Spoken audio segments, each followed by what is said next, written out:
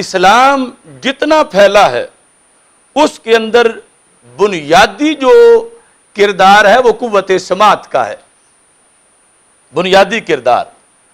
اس لیے کہ مکہ مکرمہ میں ایک اندازے کے مطابق اس وقت صرف 17 بندوں کو لکھنا آتا تھا یا کچھ کم زائد، تو جب لکھنا اتنے کو آتا ہے تو پڑھنا بھی تو لکھا ہوا اتنوں کو ہی آتا ہے۔ اگر اسلام اپنی تحریک کا مدار لکھائی پہ کرتا تو پھر کتنے لوگوں تک دین پہنچتا؟ پہلے اسے لکھا جاتا، پھر لکھا ہوا پڑھا جاتا، جو نہ لکھ سکتا ہے نہ پڑھ سکتا ہے وہ ہدایت کیسے پاتا؟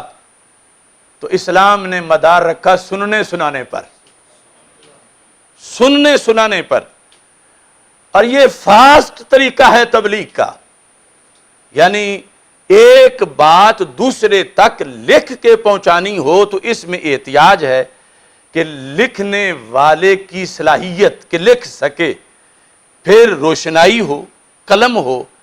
جس پر لکھنا ہے وہ ہو۔ اب اس کے بعد آگے جہاں پہنچانا ہے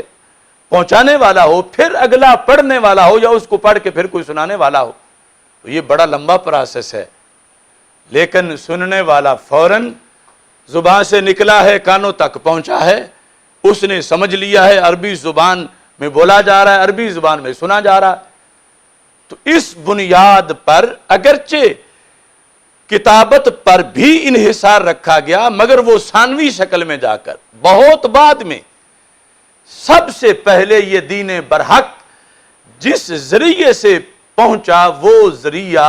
سماعت کا ذریعہ ہے۔ اس واسطے باقاعدہ سماعت پر کتابیں لکھیے گی کہ آداب الراوی والسامع، روایت کرنے والے کے آداب اور سننے والے کے آداب، آگے پھر محدثین کے اندر۔ تو یہ سب سے اہم اور پہلا طریقہ اشاعت اسلام کا، تبلیغ اسلام کا، ابلاغ اسلام کا، تفہیم اسلام کا پہلا جامع طریقہ جس کو خود رسول اکرم صلی اللہ علیہ وسلم نے اپنایا کہ آپ کی زبان سے کلمات نکلے اور لوگوں کے کانوں تک پہنچے، اور جنہوں نے قبول کیا اس سننے نے ہی ان کو امام بنا دیا۔